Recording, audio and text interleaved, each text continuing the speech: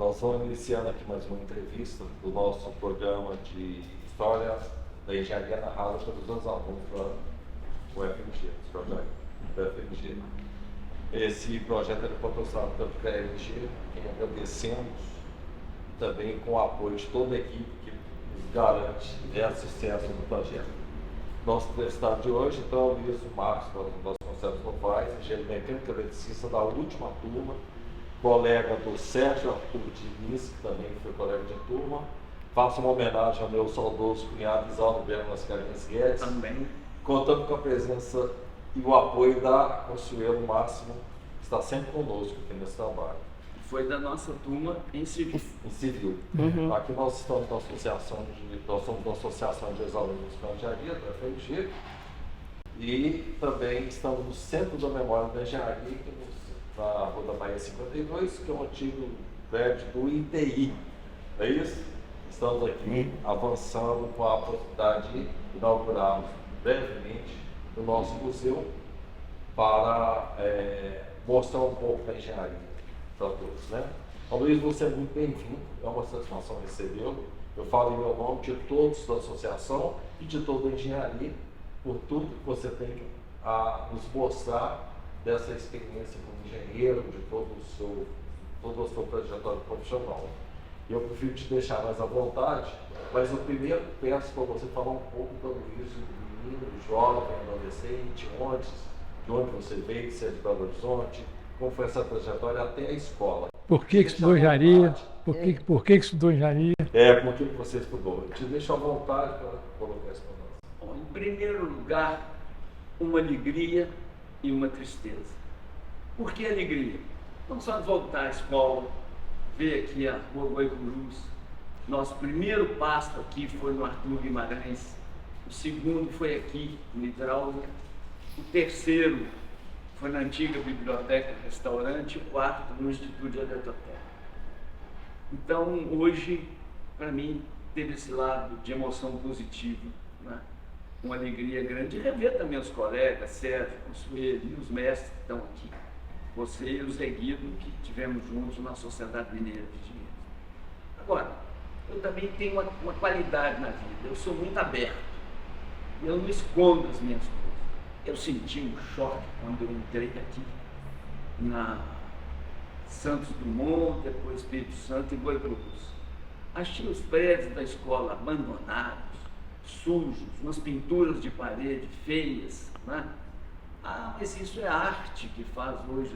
Não, mas uma arte em cima do que já era muito belo, histórico, etc.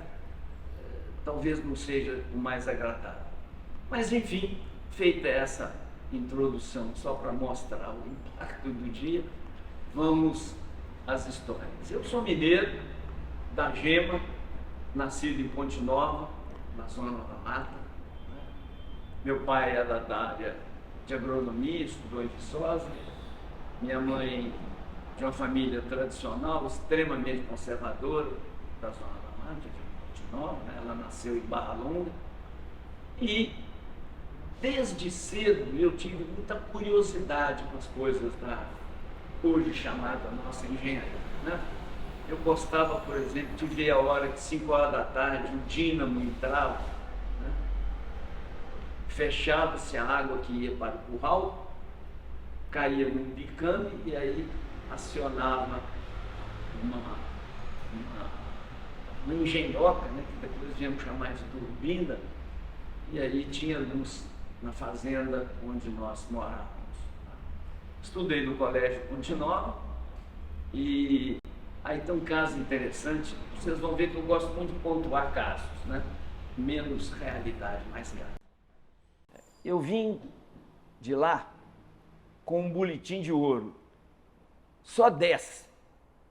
Eu falei, gente, eu vou ser um sucesso fantástico em Belo Horizonte, né? Rapaz, e fui estudar no Colégio Santo Antônio. Ah, vocês já estão rindo, vocês já estão sabendo, né? Eu posso imaginar. Não, é verdade, eu nunca na vida tinha conhecido um 6. Nunca. Uma vez, assim, apertado, né, num negócio de português lá com um padre de Santa Catarina, eu tirei um 7. E é isso, foi um trauma, porque no Colégio Santo Antônio, o primeiro mês o boletim era todo ruim, né? Por quê? Porque o desnível entre o ensino do interior e o da capital já era grande. Agora, o ensino do interior de um colégio ligado, vamos dizer assim, à Igreja Católica, mais conservadora ainda, né? E o Santo Antônio era a elite classe A do ensino em Belo Horizonte. Então eu tomei esse choque.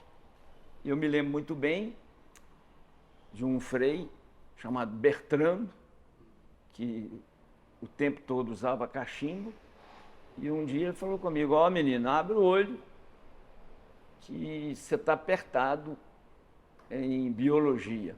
Eu estudava matemática, física, química, desenho, geometria descritiva, etc. e tal, e nem tinha para biologia. Só que para passar de ano, tinha que passar em biologia. Em tudo, né? Não tinha. Eu também. Nenhuma reprovação. Mesma coisa. E aí, no segundo ano, o Santo Antônio criou a turma da engenharia e a turma da medicina. O negócio, então, piorou, né? Porque aí ficou mais seletivo ainda. Você pode falar essa data, por favor? Hein?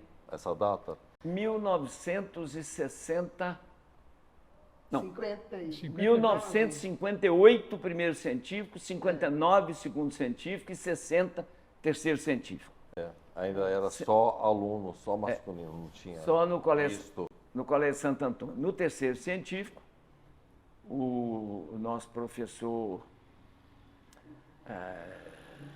de física, ele falou comigo: ó, dessa turma aqui vão passar uns 20 na engenharia. Nós éramos 23. Tinham duas turmas de engenharia e uma de medicina. E dos 23 da nossa turma de engenharia, passamos 22 aqui na escola. E realmente o Santo Antônio era fora de série. E eu lutei no primeiro ano, porque eu não sabia a mecânica do aprendizado do colégio avançado como Santo Antônio. Sofri muito, não usava óculos, passei a usar porque a minha mãe comprou uma daquelas lâmpadas que tinha uma mola, ela curvava, né? Então eu ficava estudando até mais tarde e só depois eu descobri que aquilo desgastava muito a sua acuidade visual. Mas enfim, a verdade é que entramos na escola de engenharia dezembro de 60 e começamos a vida aqui em 1961. Né? Bem, eu guardo muito bem de 1961 o professor Hélio Antonini, né? Ensinando para a gente fazer desenho e aguada. Eu achava aquilo um pouco afeminado, mas enfim, entrei na história e vamos para frente. E nessa época, a nossa turma tinha, salvo engano, 91 alunos. Depois ela perdeu um e logo em seguida recebemos 3. Os eletricistas. Não, o eletricista, a separação foi depois. Não, foi depois, mas eram 107 total. Se somar a turma toda de eletricista, mecânico, etc. Bem, esse primeiro ano não teve assim um fato muito marcante. No segundo ano já teve um fato muito marcante, porque houve a renúncia do Jânio Quadros, a entrada do Jean Goulart, que estava fora, mudanças, e a escola criou, a universidade criou a participação de 4 estudantes na congregação. É greve de 1/3. Em seguida. E eu fui um deles, então eu fui para a congregação, né? Conhecia pouco, mas foi marcante a nossa passada lá. 63, terceiro ano, também não teve muita coisa. 64, obviamente, teve muita, né? Com o movimento de 64, mudou completamente o ambiente escolar e talvez aí nós tenhamos despertado um viés muito político em mim, porque eu comecei a assumir papel de liderança, já era representante de turma, né? Tem muitos casos de representante de turma, mas o tempo é escasso. E a partir de 65, no início do ano, nós começamos a tratar da formatura. Foi uma festa marcante. e sofrida do ponto de vista pessoal. Por quê? Porque houve a indicação de 3 paraninfos, todos 3 extremamente importantes no país. Mas eu defendia, na época, que o nosso paraninfo fosse o presidente Juscelino Kubitschek. E Juscelino Kubitschek, essa altura do campeonato, estava exilado, morava em Paris. E aí deu muito problema. Mas quando ele foi escolhido, ele ainda estava no Brasil. Depois é que ele foi para Paris. A escolha, você tem razão, no time, estava aqui. Mas depois Foi embora. foi para lá. E Quais aí, eram os outros 2? Quais eram os outros 2? um era o general Magrace de Sá, que era presidente do BNDES, Ah, e outro... Paulo Henrique. Não, a engenharia queria Paulo Henrique. No civil queria Paulo Henrique, professor. E a turma de Minas e Metalurgia queria o presidente da Vale. Agora eu não me lembro exatamente quem era. Não lembro. Tá? Bem, mas a verdade é que na eleição foi escolhido o presidente Juscelino Kubitschek. Todas O as Juscelino foi turmas, escolhido. né? De Ah, todo- e aí, Hoje não é assim mais, parece que não, né? só para a gente resumir, porque foi epopeia, né, Constantino? Foi epopeia. Foi. Não podia fazer o convite. Tivemos que fazer o convite no interior de São Paulo, para colocar o nome dele. Segundo, não podia ter o quadro de formatura com o retrato de Juscelino, porque todos tinham. Aí fizemos o quadro, colocamos lá no Cinema Metrópole, que era importante mostrar para as meninas, o charme sempre foi isso. Velho. Passou na escola de engenharia, punha aquela boina, a nossa boina era o cágado, e ia desfilar na Sloper, Afonso Pena. e na época, as meninas tinham a sigla, né? ASU, né? HSU Universitário. Bom, aí deu um pouco de estresse. E a gente dibrou com o convite feito em São Paulo, e nós tínhamos 2 quadros. A gente punha um no Metrópole, eles iam lá, tiravam, recolhiam na escola, e a gente punha outro no outro lugar, né? Preferencialmente numa loteria que tinha ali perto da Praça 7, já sabia que ia tirar mesmo, e ficamos nessa história. Giacomo. E aí, quando foi chegando a formatura, aqui na escola, um dia, eu conto isso no meu livro, sem citar o personagem, né? Claro, com razão ética. Me procurou um coronel não, ele era major, sei lá, e falou comigo: "Ô, você é sobrinho do Fábio, não sou?" Eu falei: "Sou." Eu falei: "Pois é, eu vim te trazer um recado aqui." O que foi? Ele falou: "Ó, nós já sabemos que você fez o convite, nós já sabemos da história dos quadros, nós já sabemos de tudo. Agora nós viemos te convidar para não ser orador da turma." Eu falei: "Uai, mas isso aí tá estranho, vai ter um concurso, pô." Não, olha, por seu bem, eu gosto muito do Fábio, seu tio, é melhor que você não seja." Tá bom. Como é que uma força, um poder maior se levanta, né? Tá lá nos Camões, né? E eu então recolhi. Foi feito um concurso, ganhou o orador o Evandro Mirra de Paulo e Silva. Bom, aí eu peguei o meu discurso adredemente preparado e dei para o Evandro. Teve um diálogo gostoso. Falei: "Evandro, agora eu quero ver se você é macho. Você tem que ler." Ele falou comigo: "Cara, mas e aí?" Falei: "Olha, você não vai preso sozinho, porra. Eu vou junto e a turma vai." Bem, o que aconteceu na solenidade? O Juscelino não veio. Não veio, a gente queria cadeira vazia. Queria cadeira vazia. O Joaquim deixaram. Marcelo Klein Teixeira não aceitou a Não cadeira aceitou. vazia. Quem que era o Joaquim? Era o diretor da escola. Diretor da escola, E a verdade é que houve a solenidade, muito bonita, e o Evandro... Mas um detalhe, quando falou que o patrono era o Juscelino, o auditório inteiro se levantou e aplaudiu. Não, mas você me antecipou. No discurso, Ah, o Evandro. Evandro leu aquela história de colega, despedindo, aquele blá, blá, blá, normal, né? é. E depois ele entrou no deste Planalto Central, desta solidão que em breve se transformará em cérebro das mais altas decisões nacionais, lanço os olhos sobre o futuro do meu país, antevejo uma alvorada brilhante e deposito uma fé inquebrantável no seu grande destino. esse é o nosso paraninfo. Como disse o Sérgio, a plateia Todo mundo toda levantou, e aplaudiu. mas levantou. Foi um aplauso que não acabava. Não acabava, Não exatamente, acabava. é. Foi que espetáculo. Foi um negócio emocionante até para Foi muito contar. emocionante. Fica- Foi muito bacana. Né? Foi extremamente marcante. Foi. Bem, a vida seguiu e aí vem o lado profissional. Meu primeiro emprego foi na CEMIG. O Evandro saiu ileso, né? Isso que eu quero saber. Ele era mecânico, ele Claro. metalurgista. Não, Ah, é? mecanicista. Eu conheci o Evandro demais. Ele era do Evandro. departamento de metalurgia. Evandro. é. Bem, aí vem a vida profissional.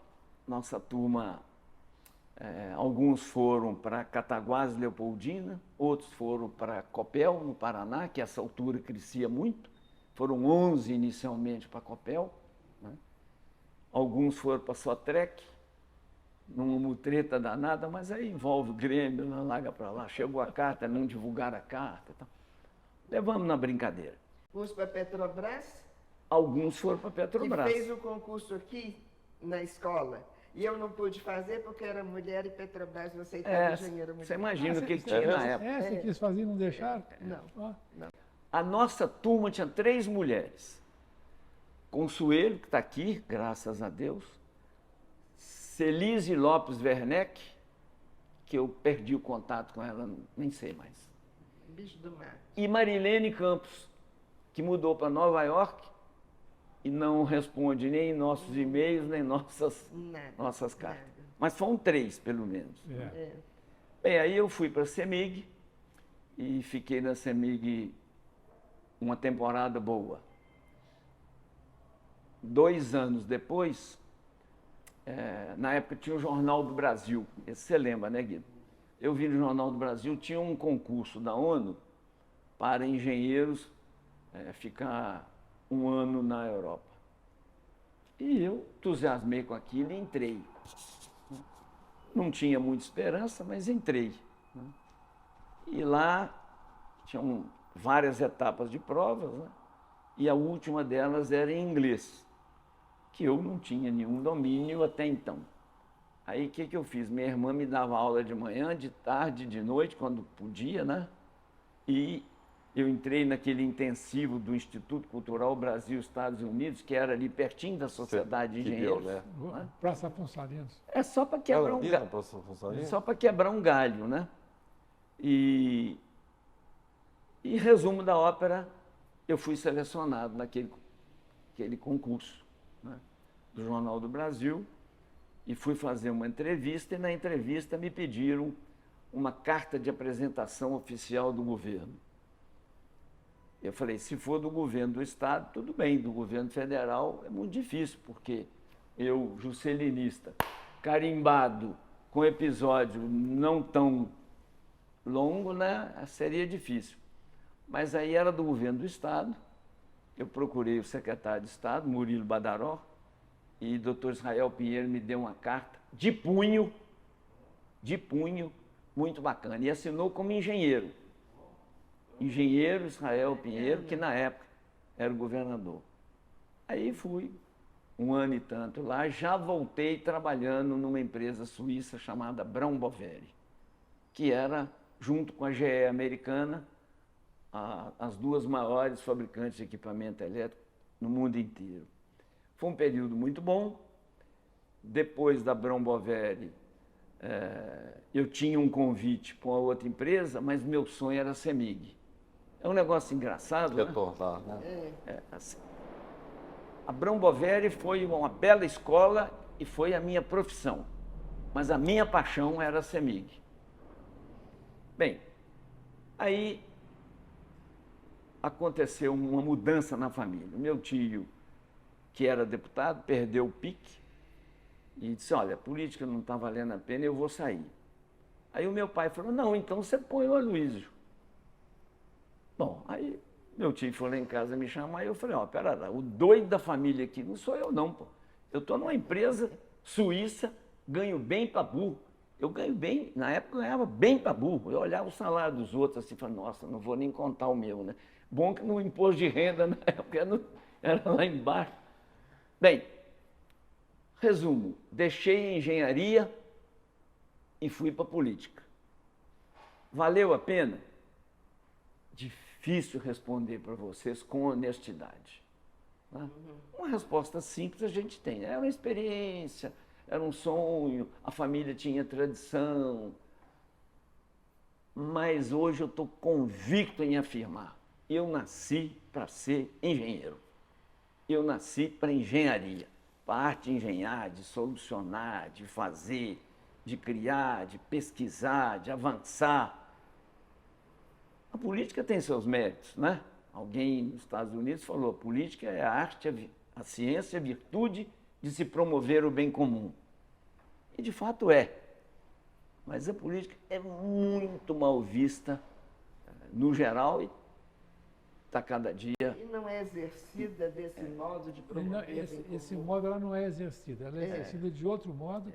É. E a gente vê Bem, políticos que nós temos com raras exceções. mas o que eu fiz dentro da política? Eu entrei na Comissão de Ciência e Tecnologia e na Comissão de Minas e Energia.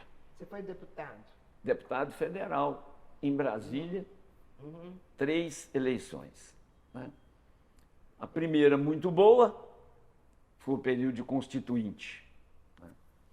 A segunda, média, houve o tumulto da cassação de Collor, mas teve a vantagem da entrada de Itamar, não só por ser mineiro, mas também por ser engenheiro. Né? E eu virei vice-líder na Câmara. Nessa época, eu fiz alguns discursos que andaram marcando posição, e vou te dar de presente o último que eu achei Que legal. dessa época. Né? Depois, Você entregou para a pessoa certa. Eu só vou entrar em conflito, porque eu tenho um acervo de literatura que eu preservo muito. Vou ficar em dúvida se isso é para mim ou se é para o museu. Eu vou doar, né? Nós vamos Doa para o museu. mas doar pós-mortem, tá? Muito obrigado. bem, aí, né, com o término do governo Itamar, eu desencantei um pouco, porque eu não acreditava no sucessor do Itamar. Pessoa inteligente, culta, etc., mas eu não acreditava politicamente. E eu acho que eu sou um tico-tico e ele é um monstro, né? Mas a realidade me convenceu que eu estava certo. Por quê? Porque ele foi conosco na tribuna e defendeu as eleições de 4 em 4 anos, ou 5 em 5 anos, eu não me lembro com exatidão, sem reeleição. E depois ele mudou. instituiu a reeleição. Quando foi eleito, com todos os méritos, né, no poder, ele fez o que todo mundo sabe, comprou. Se quiser mudar a palavra, põe uma outra, mas a reeleição utilizando o ministro Sérgio Mota. E eu escrevi, e os tempos passam, mas eu vou reafirmar a vocês, o maior de todos os males da política da República do Brasil é a reeleição. De acordo. A reeleição hoje apodrece o mandato de amanhã. A reeleição envenena o administrador. Muito interessante. A reeleição tinha que aparecer uma alma santa e acabar com ela. O mandato é curto, então passa o mandato para 5 anos, 6 anos. Não é o timing concordo, da coisa, é a decência da coisa. A reeleição é indecente. A ganância do poder. Não. E eu cito isso, claro, por elegância, não cito o personagem. Mas um prefeito de Minas que eu conhecia, essa altura eu já não estava mais apaixonado pela política, já queria deixar, né? E ele me convidou para uma festa na cidade dele, festa 16 de julho, fui lá, festa bonita e tal. E no almoço lá ele falou a seguinte frase: olha, eu quero essa prefeitura aqui, mas eu ganho minha reeleição. E quebrou, porque ele deu lote, deu terreno, deu fazenda, deu tudo, Usa deu carro. máquina para reeleger. E só para encerrar esse assunto, para não ficar muito nele, mas eu acho que alguém vai ter que ter a luz, a clarividência de acabar com isso. Há um caso típico, o sujeito assumiu um mandato de governador já dizendo o que ele pretendia a partir do 5º ano de mandato dele, já contando com a reeleição. Quer dizer, a reeleição é... Bem, veio então a saída do doutor Itamar, eu deixei a política, na época um pouco desanimado, vamos dizer assim, e aí eu fui contratado pela Siemens da Alemanha. Vejam a ironia do destino, eu fiquei muitos anos na Braun Boveri, e aí eu fui para a Siemens da Alemanha. De novo, muitos anos. Né? E fui para a Alemanha, fiquei primeiro em Erlangen, onde é a matriz da Siemens, depois no escritório de Nuremberg e no final em Munique, que depois de Roma é a cidade que eu mais gosto. Primeiro Roma, depois Munique. Né? E esse período foi muito bom, mas muito bom. Eu aprendi muito, muito. Né? Porque existe a escola americana que é voltada para o business e para resultado. Existe a escola europeia que é voltada para o negócio, para as famílias que participam do negócio e para o público que é atendido por esse negócio. Vejam a diferença. A Siemens foi uma escola maravilhosa. Na Siemens eu aprendi não só 2 línguas estrangeiras, né? E na Siemens eu aprendi uma coisa que é difícil para nós brasileiros, ser pontual. E eu aprendi isso na Siemens. Por quê? Porque o superintendente lá uma vez falou comigo assim, quando marca, no sotaque dele, na língua dele, quando marca reunião 3 horas, é 3 horas, 2 horas, 59 minutos, mais 1. Guardei isso. Então, hoje vocês devem ter visto, né? Eu tive o prazer de ver o Zé Guido, mas eu cheguei na hora que foi marcada, 11 horas. Então, eu devo muito a Siemens e devo a Siemens essa coisa de cidadania, né? De respeito aos outros, ao horário, etc. E mais, a Siemens me ensinou uma coisa que eu não tinha visto na nossa engenharia, que é o lado médico. A Siemens tinha um departamento enorme chamado Siemens Med, onde ela vendia equipamento para coração, para cérebro, para pulmão, para perna. A Siemens criou a ressonância magnética, né? Eles falam que foi o governo de Israel. Tudo bem, mas um dos dois criou a ressonância magnética e a Siemens, 5 anos depois de criar a ressonância, criou o tubo móvel da ressonância, onde ainda é incômodo para quem tem claustrofobia. E agora, 10 anos depois, a Siemens criou ressonância magnética Open. No Brasil ainda não tinha. Eu acho que talvez o Einstein tinha, porque eles estavam importando. Você senta numa cadeira como essa aqui e faz a ressonância. Não tem mais aquele negócio de entrar no tubo e quase desmaiar. Não. E aí, fiz agora, semana passada. Segurar uma pera, se vocês virem qualquer coisa, você aperta a pera e faz barulho. Terminado o período da Siemens, foi exatamente em 1998, final de 98, eis que Zé Alencar vai para o governo federal, senador, e doutor Itamar Franco, governo de Minas, e me chama para a CEMIG. Eu falei, doutor Itamar, eu vou com muito prazer, vou fazer um trabalho bacana, mas com o seguinte compromisso, política nada, só engenharia. Ele olhou para mim, não entendeu muito, né? Mas o recado era claro, né? Não conta comigo para nada político. Eu quero voltar a ser da engenharia, onde, segundo Ataúfo Alves, eu era feliz e não sabia. É verdade. Eu voltei para a engenharia pura. Foi um período muito bom e nessa época eu tenho um orgulho enorme de dizer que nós construímos 11 usinas na CEMIG. Usinas simples, né? Usinas pequenas, Pai Joaquim, usinas médias, né? E como funil e usinas grandes, né? Como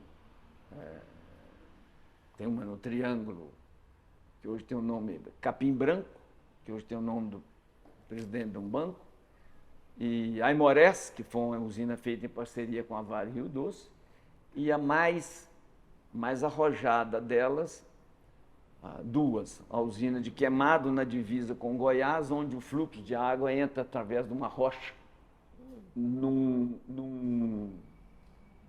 numa curva, né, para ganhar dinâmica e melhorar a eficiência da usina que é embaixo. Essa usina de Queimado não é tão grande, mas uma usina grande. E é de Irapé, que hoje chama Juscelino Kubitschek. Né? Essa usina de Irapé é fantástica, porque, primeiro, a mais alta usina do Brasil. Segundo, a terra lá tinha um tal de um silício, que era uma engenharia especial. Todo o pessoal nosso foi para a Austrália aprender como fazer usina com terra, com silício. E Andrade Gutierrez, que tinha ganho a concorrência junto. Foi uma obra fantástica essa de Irapé. Bem, terminado esse período, eu achei que ia começar a descansar, eu já estava com 35 anos de engenharia, né, Sérgio? A essa altura do campeonato. Mas aí veio o convite para administrar a Eletrobras. Fui para o Rio para dirigir a Eletrobras. Uma empresa fantástica, grande, muito problemática, porque a Eletrobras tinha usina 100% dela, tinha usina meia-meia dela, tinha usina de Itaipu, onde não tem lei. Quando eu falo assim, o pessoal assusta um pouco. Lá não tem lei brasileira, nem lei paraguaia, lá é um tratado. Quem dirige lá é o tratado. E eu assumi aquele comando, né, com responsabilidade enorme. Né? Primeiro, todo mundo que chega em Itaipu fica pequenininho, porque é um troço tão gigante que você se sente pequeno. E segundo, eu tinha a responsabilidade de dirigir o lado brasileiro e o lado paraguaio, vamos dizer assim, não era tão tranquilo como o lado brasileiro. Bem, a palavra tranquilo aí está entrando para amenizar a dureza do pensamento. Bem, foi uma parada, mas vencemos. Houve a máquina 18 e 20 de Itaipu, completando. Fizemos um mundo de usinas no país, corajosamente, enfrentando o meio ambiente, muito duro. E, embora ele não seja da engenharia, eu sempre cito o Zé Alencar. O Zé Alencar foi presidente da FIENG, depois foi senador e vice-presidente da República. Porque no Conselho Grande do Governo havia a ministra Marina, extremamente educada, gentil, uma pessoa, parece Madre Teresa de Calcutá. Radical, não? Mas na tese, difícil. Radical. Marina Silva? Radical. Todo o rio do Amazonas era intocável. Uai, e eu precisava tocar no Rio Madeira para fazer Santo Antônio e Giral. E eu precisava tocar no outro Xingu para fazer Belo Monte. Ah, lá, mas no Xingu tem uma volta lá que é sagrada. Pô, não tem sagrado, gente. Sagrado é o explorador de minério, esse que joga mercúrio na água, esse é que é. Vocês deviam olhar para ele, porque ele está envenenando os índios, os ribeirinhos, né? Poluindo o rio.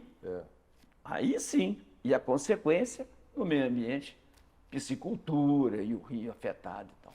Bem, fizemos, foi uma época muito boa, marcante na Eletrobras, muito. Num determinado momento, o balanço da Eletrobras, depois de 4 anos nossos, ele ficou melhor do que o da Petrobras. Não é maior, nunca, né? Mas ele ficou melhor. A eficiência interna demonstrada, a seriedade. Eu criei na Eletrobras 2 coisas que eu não me esqueço. Primeiro, o código de ética. Criamos dentro da empresa. Todo funcionário tinha que assinar assumindo cumprir o Código de Ética. E depois nós contratamos a auditoria externa totalmente independente, né? E ela preparava a empresa, porque eu queria criar a Eletrobras Internacional, né? Então tinha que entrar na Bolsa de Valores de Nova York com ações, primeiro com a DR, depois com ações, e afinal deu certo, porque aí a gente criou a Eletrobras Internacional. Foi um período muito bom. 4 anos que você ficou no Eletrobras? Quase. Aí houve um determinado momento, vamos chamar elegantemente assim, de alguma dificuldade de convivência com Brasília, e eu achei que era o momento de sair, né? Bem, após isso, né, eu resolvi escrever um livro, está aqui, que eu vou passar para a associação, Energia para Tudo. Eu conto um resumo de vida, mais ou menos, que contei aqui, foco muito nas realizações da Eletrobras, muito no futuro, e aqui nós começamos a falar que podia ter internet através da corrente Elétrica. elétrica comum. É. E na época teve um professor do Rio de Janeiro que me escreveu uma carta mal criada, dizendo que aquilo era um absurdo, que aquilo não existia, etc. Um sonho, utopia.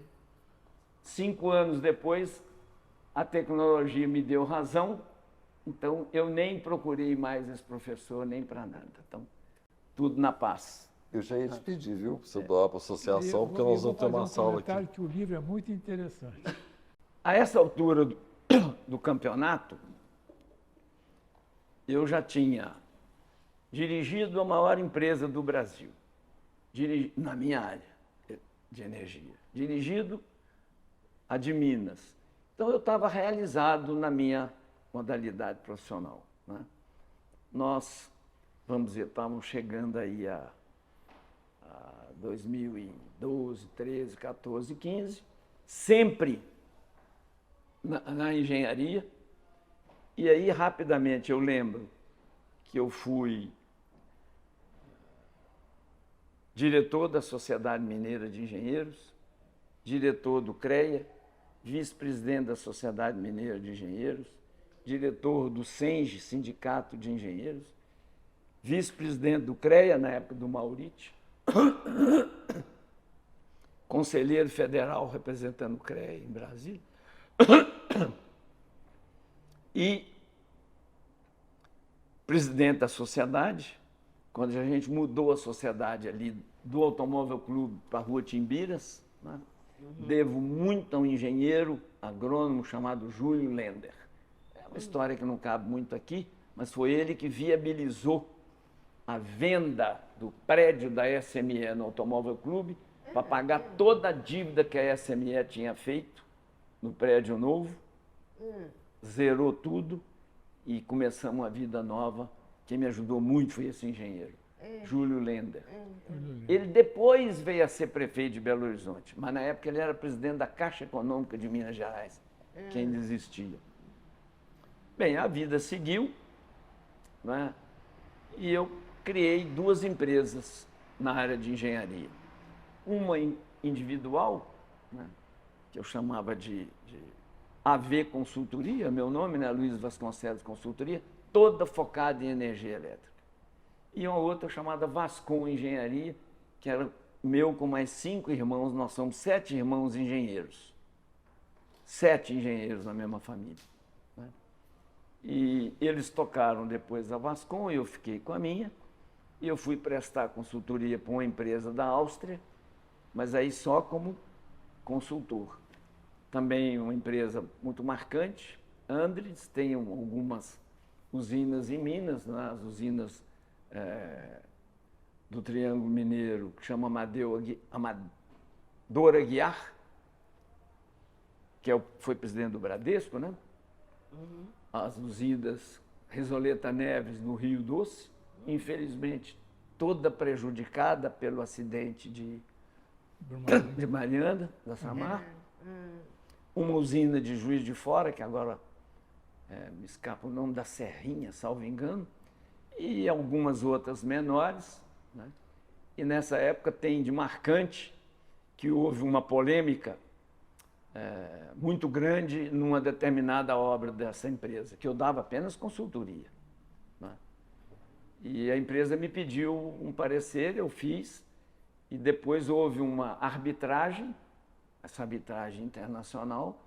Então, esse parecer nosso foi, vamos dizer, contraditado por um parecer da Vale Rio Doce, né? E, como se diz na gíria, preparamos para perder, mas depois ganhamos. Isso, para mim, é uma das coisas que mais me satisfaz intimamente na engenharia, né? Então, a minha vida foi na engenharia desde a infância, na engenharia na juventude, na engenharia depois de formado, um pequeno interregno para a política, muito de engenharia na volta, sempre no campo da energia, está claramente mostrado isso no livro. E quando foi em 2018 para 2019, portanto bem recente agora, eu fui homenageado pelo Clube de Engenharia do Rio de Janeiro e depois pela Sociedade Mineira de Engenheiros, com o título de Engenheiro do Ano, que também é uma coisa que dá muito orgulho. Sempre fui classista, né? Organizei junto com o Sérgio e outros colegas 11 eventos de 5 em 5 anos da nossa turma de engenharia. Só não organizamos o de 2015, por causa da pandemia. Não. De 2000. 2020. 2020. 2020. Por causa da pandemia, que nós estamos fazendo 50. 55. 55. É. Mas organizamos depois, com um retardo de 2 anos, recentemente. O ano passado nós fizemos um encontro de 55 anos. Ah, sim. E a gente guarda, né, Consuelo? Não, 57, Luiz. Ano passado, 57. 57. Mas aí não conta. Nós estamos comemorando os 55. Isso, pois é, mas Daqui 2 2 anos nós vamos atrasados. comemorar os 60, dia 21 de abril, na universidade. Né? 21 de maio. 21 de maio. 1 de maio. Tem razão. 21 de abril é Tiradentes. Né? A memória puxou aqui. 21 de maio. Bem, mas tem coisas que aconteceram na vida da engenharia, que eu não vou lembrar todas, mas tem coisas muito marcantes. Né? Uma foi essa que eu já contei para vocês, da internet pelo fio, ninguém acreditava, aconteceu. Agora, eu escrevi um texto dizendo o seguinte: dentro de 5 anos, o Brasil vai depender mais do hidrogênio do que das outras formas de engenharia alternativa que não solar. Veio de novo um professor de São Paulo, da São Carlos. Não, mas sua tese não está correta, etc. Eu falei, bom, a minha tese tem que esperar uns anos para ela acontecer. Uhum. Mas dentro de 3, o Brasil vai estar, respeitado solar, com tanto hidrogênio quanto o potencial das outras. Hoje é muito menor do que eólica, né? Mas vai crescer barbaridade. Por quê? Porque o hidrogênio é a única forma que você tem de armazenar energia. Quando nós estudamos, armazenar energia não existia. Não existia. Eu lembro do professor Moacir Duval Andrade falando, gente, energia não guarda em prateleira. Produziu, tem que entregar. Hoje, energia você guarda na prateleira. Pode armazenar, né?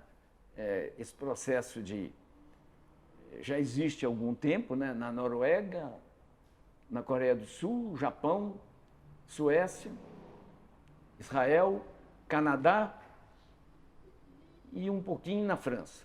E agora, o armazenar energia transformou-se em transportar energia. Bala de hidrogênio. É claro, tem a bala de hidrogênio de tamanho pequeno que você põe nas costas e entra na floresta. Mas ela tem duração limitada. Só que como existiu o bujão de gás, vai ter o bujão de hidrogênio. E depois vai ter o tanque de hidrogênio. Aí, pela primeira vez, eu asseguro para vocês que a Amazônia vai ser iluminada. Daqui quantos anos? 10? 8? 15? Não sei. Fantástico. Eu espero estar vivo para assistir isso ainda, né? Porque já tem um professor aí que já me contestou que isso não vai acontecer. Como 2 contestaram antes e, graças a Deus, as minhas teses vingaram, eu espero vingar também a dessa terceira. Fica registrada aí. Né? E acho que estamos caminhando para a conclusão. Eu tenho 3 coisinhas que eu queria deixar registrado aqui. Primeiro, eu acho que a engenharia e o engenheiro, ambos, nós juntos, estamos passando por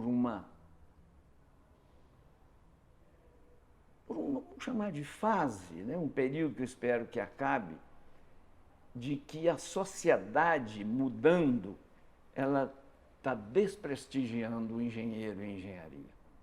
Eu sinto isso. Né? Eu também. E dou um exemplo numérico.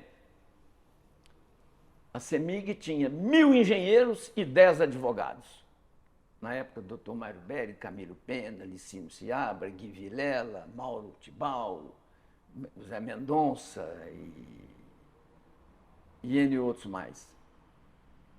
Hoje, ela não tem 1.000 advogados, mas não está muito longe disso, considerando os escritórios que ela está contratando.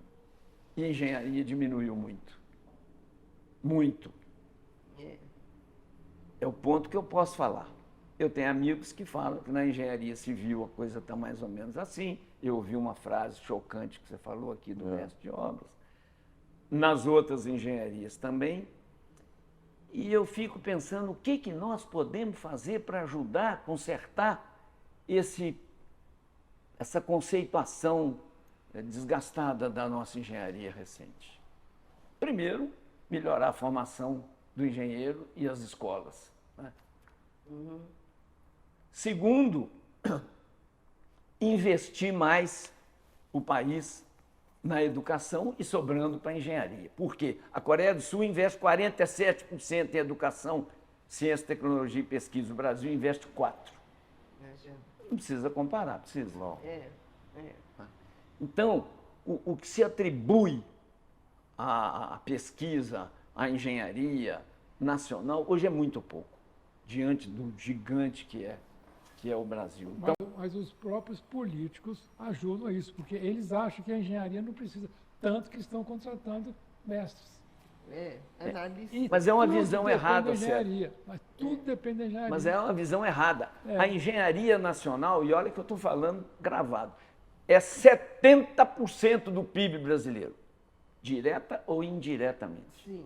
Nenhuma outra atividade é 70% do PIB. A engenharia é. Agora, a engenharia precisa, e aí é uma entidade como a nossa, escola, centro de pesquisa, etc., com recursos, com investimentos, precisa dar um upgrade na nossa engenharia. É incomodante você ver o que tem sido visto. Não vou citar a empresa, para ser ético e elegante, mas uma empresa recentemente fez um concurso pagando ao engenheiro, inicialmente, R$8.000. Tá bom, não é o salário mínimo é 1 e pouco, então são 6 salários mínimos, mais ou menos. Né? A lei 4.950A estipula que o mínimo a ser pago para um engenheiro que trabalha 8 horas são 8 salários mínimos.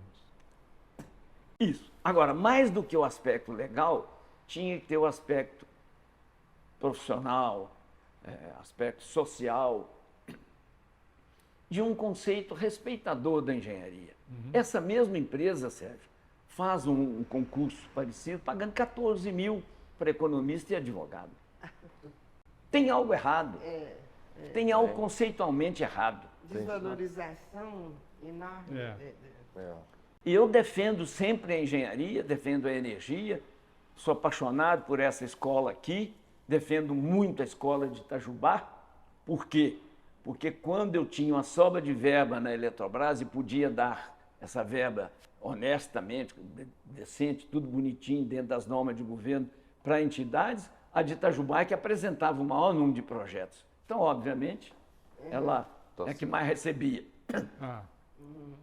Bem, e eu tenho orgulho de ter construído em Itajubá o EXEM, Centro de Excelência em Eficiência Energética. É o único da América Latina e um dos melhores. Por quê? Porque vem pessoal do mundo inteiro estudar nesse Sexem. Então, nós estamos exportando know-how de engenharia e aqui dentro o know-how da engenharia está criticado, depreciado e precisa ser corrigido. Bem, já vamos terminando. Um outro ponto que eu cito sempre é o seguinte: nós estamos com a malha rodoviária nacional prejudicada, e aí a engenharia civil, mas a malha rodoviária mineira muito prejudicada.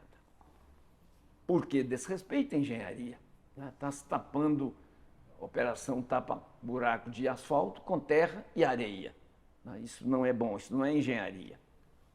Queria só registrar isso aqui. E mais, o Sistema Ferroviário Nacional, que nasceu com projetos dentro da Sociedade Mineira de Engenheiros no que tange a Minas, né?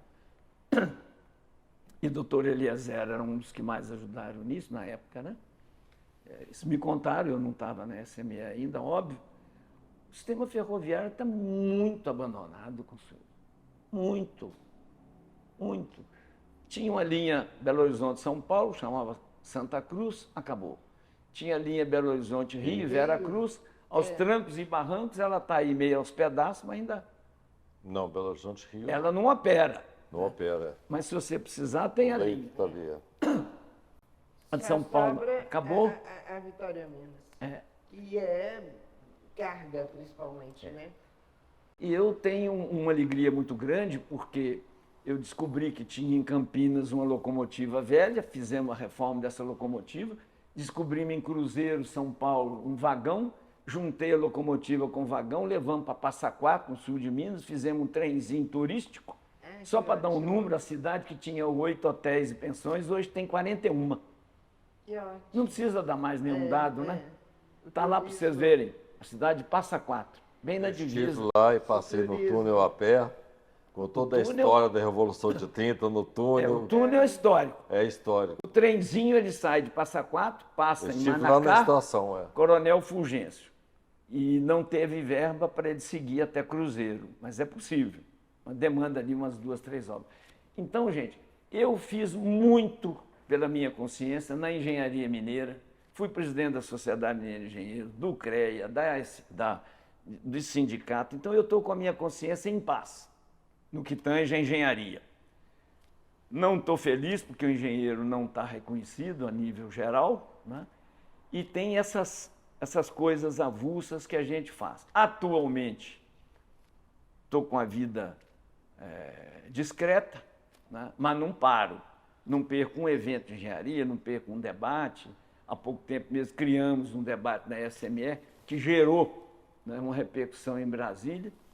E, última palavra para concluir. The dream is over, not with me. Comigo, não. O sonho está de pé. Por quê? Não acaba, não. Não acaba. Por quê? Porque eu estou indo agora, dia 3 de maio, para Brasília, a convite, vou levar o projeto das usinas do Rio Tapajós. Ah, não vai passar porque a ministra não vai deixar, o rio é sagrado. Bem, já falei essa questão aqui, né? Quem que é sagrado é o garimpeiro ilegal e não é o índio. Tem uma técnica nova de construção chamada plataformas, que não agride o meio ambiente. É espetacular. É espetacular. Espetacular. Então nós vamos levar a ideia, o projeto, não é um projeto final, mas é um projeto básico, né? Os estudos hidrológicos, tudo isso eu fiz nesse tempo que eu estou meio parado. Por isso que eu falei, the dream is not over. Essas plataformas já estão sendo feitas aqui em algumas usinas, sim, né? Mas lá é mais difícil, porque a região da Amazônia é complicada, você sabe. Mas o Rio Tapajós, gente, tem um potencial enorme. Essas 3 usinas que eu estou programando lá, elas atingem 12 mil megawatts. Só não é maior no Brasil do que Itaipu, mas é maior do que Belo Monte. Que maravilha. É difícil? É. Quantos anos de obra? 5, 6 anos de obra. Não é obra para um governo só. mas é uma obra para ter coragem de fazer. Porque nenhuma nação do mundo, conscientemente, pode pegar 12 mil megawatts de potência factíveis num rio, com tecnologia, não é? Com o know-how que nós temos. E é aí que eu vejo ressuscitar as grandes empresas de engenharia que foram para o Beleléu recentemente. Não vamos entrar aqui em operação A, B, C. A verdade é essa. Não é? Um obrão desse cabe umas 4, 5 das grandes, como Itaipu. Maravilha. Como Itaipu. Né? E o outro projeto que eu vou apresentar, mas aí é outra área, é outro foco, completamente diferente, é outra engenharia, é baixa tensão, pequenininho, é um projeto que chama Lutas. O que é Lutas? Luz para Todos, América do Sul. Por quê? Porque nós implantamos na Eletrobras o Luz para Todos. Foi um programa de eletrificação rural para 12 milhões de brasileiros, atingimos quase 8 milhões, e aí eu saí pelas razões que eu já falei, né? E o programa ficou incompleto. Ainda o Brasil tinha 3 milhões e alguma coisa de pessoas sem o conforto e o bem-estar da energia em casa. Então eu estou apresentando agora a AOLAD, Organização Latino-Americana de Energia, que é em Quito, no Equador. Esse programa Lutas, Luz para Todos, América do Sul. De quem é o know-how? Do Luz para Todos brasileiro, na nossa época da Eletrobras. De quem é o financiamento? BID, Banco Interamericano de Desenvolvimento, que tem verba para isso. Tem, estou afirmando, não estou achando, não. Tem. Ele tem, mas não tem projeto. Que coisa boa. Ah, mas a América do Sul precisa? Precisa. O Brasil ainda tem um bom contingente sem eletrificação rural, a Argentina também tem um pedacinho, né? Paraguai também tem, Uruguai um pouco, o Chile bem pouquinho, a Bolívia tem muito de necessidade, o Peru tem quase 50%, a Colômbia 37%, o Equador mais de 37%, porque está na frente da Colômbia uns 40%, e, honestamente, eu só não sei os dados aqui da Venezuela, porque não consegui puxar e captar. Então, é um projeto ambicioso, sonhador, Luz para Todos, que foi sucesso no Brasil, na América do Sul, sede OLAD, coordenadora, financiamento BID, fiscalização, pode entrar a Eletrobras, porque é parceira, embora a Eletrobras hoje está privada, né? Mas o Ministério de Minas e Energia aqui, qualquer das empresas, né? Furnas, Chef, etc., né? Entraria. E esse programa daria uma repercussão social fantástica para a América do Sul, né? Que eles chamam muitas vezes de continente das repúblicas de bananas, e isso nós vamos mudar esse conceito no mundo. E esse programa já foi, o draft dele já foi apresentado na OLAD, lá em Quito, já foi apresentado no BID, e agora eu vou entregar ao governo brasileiro para ver se ele se torna parceiro. Né? Poderia facilitar, porque tem um mineiro lá, ministro de Minas e Energia. Mas bom, esperemos.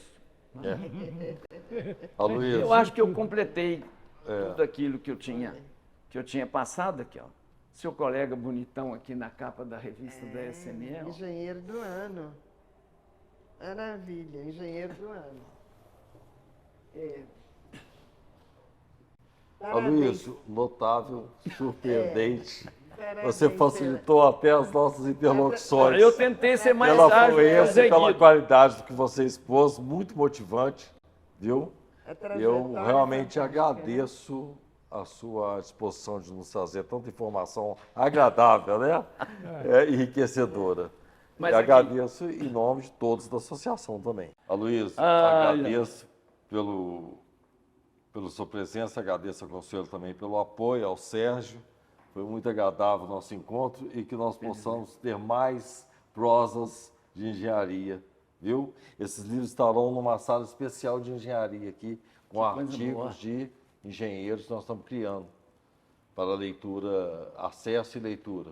Teremos uma reunião com a bibliotecária, ou ela ou outra, que estará providenciando essa seleção de livros editados por engenheiros Primeiro, obrigado e muita honra para mim. Não, a honra é nossa. Você pode ter certeza de quem está Você- assistindo. O Sérgio, que me conhece bastante, deve ter percebido que eu fugi um pouquinho, né, do Aloysio ortodoxo, aquela oratória comum. Eu soltei muito para ficar amena, alegre, solta, construtiva, porque, com toda honestidade, eu achei a entrevista anterior ótima, formidável, uma pessoa que merece todos os encômios, né? Mas ela ficou muito amarrada no empresarial. E eu quis fazer mais o amplo, o eclético, Exato. a sociedade, a engenharia, o mundo, o futuro. E o futuro, na minha área, é o hidrogênio. Não esqueçam disso. Né? É. O hidrogênio é que vai levar energia lá dentro dos índios, lá nos Catacuru, lá que ninguém chega. Não chega nem de helicóptero. Mas a energia vai chegar na bala de hidrogênio. Escrevam e me cobrem daqui uns 15 anos, que eu vou chegar lá nos 15. Nós vamos, né, Sérgio? Nós vamos. Gente, muito obrigado, então, pelo presente de todos. Vamos finalizar aqui.